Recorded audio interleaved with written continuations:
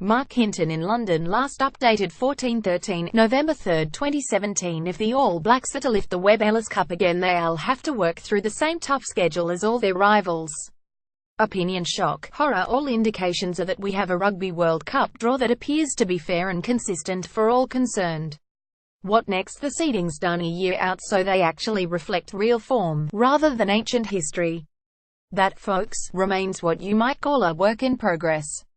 Stuck right in behind a true global season. But back to the point at hand. Rugby World Cup has released its match schedule for the 2019 tournament in Japan, and a first perusal indicates that they have done about as equitable a job as was possible within the constraints of that restrictive thing they call a calendar. Rule number 1 of a draw in any sport is that you can't please everybody. But that's closely followed by rule number 2, which is that you should always create as level a playing field as possible. Read more. Hansen expected box first. ABs get Springboks first up. Barrett to captain All Blacks. Barbas something special. Xavier up for challenge of facing All Blacks. Foster, it's a local derby. My initial eye test is that World Rugby may just have achieved rule number 2. And about time too, after the disadvantages afforded the Tier 2 nations in previous events had become downright despicable. By squeezing each nation's 4 pool matches into what is effectively a window of 23 days, and also spreading games out to provide fans with a regular flow of action, it is simply not possible to have a perfect world where each country has 7 days between matches. That's square peg in round hole territory. So, that accepted, then it becomes inevitable that there is going to be a need for at least one short turnaround match for most nations. In the case of this event, 4 days has been deemed the minimal time permissible between 2 matches. That is not a long time in a collision sport such as rugby. In fact, it's such a short gap that players required to back up on those occasions will effectively be jumping between the ice bath and the bus to the next match. Not the most ideal of circumstances.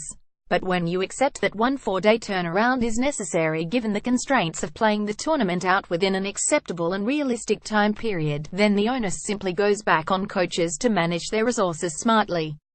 It has long been a rugby tenet that you will not win a World Cup with 15, or even 23 players.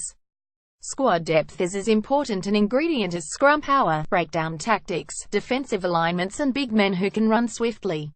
So handling the 4-day turnaround is simply part of the challenge. The key thing is it is part of the challenge for all teams, and not just the smaller, less influential, nations. And that there is a consistency around the way the matches are spaced. That appears to have finally been achieved in this draw. The All Blacks' second pool match is 11 days after their opener against South Africa. Their third 4 days after that, and their pool finale against Italy 6 days following that. That sort of spacing has been applied consistently. South Africa has 7, 6 and 4 days between their games. England 4, 9 and 7. Australia 8, 6 and 6. Ireland 6, 5 and 9.